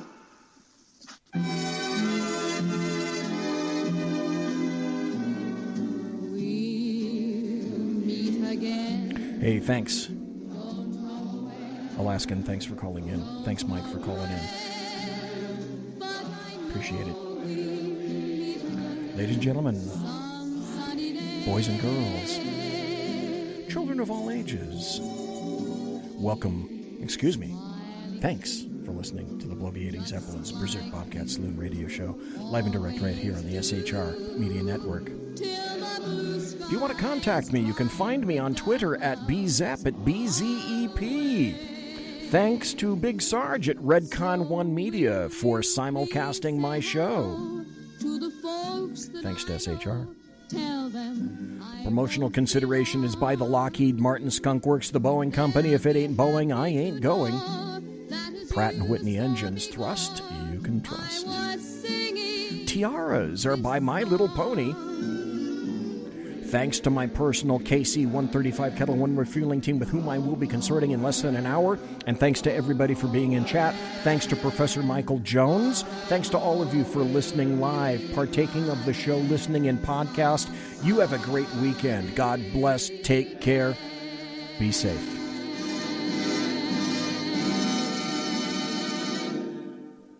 Everybody quiet down now and get some sleep. Good night, everybody. Good night, Mama. Good night, Ben. Good night, everyone. Good night, Mama. Good night, Daddy. Good night, children. Good night, Daddy. Good night, Elizabeth. Good night, John Boy. Good night, Jim Bob. Good night, Jim Bob. Good night, Jim Bob. What's going on? I was asleep. What's everybody doing? Good night. Good night, Jim Bob.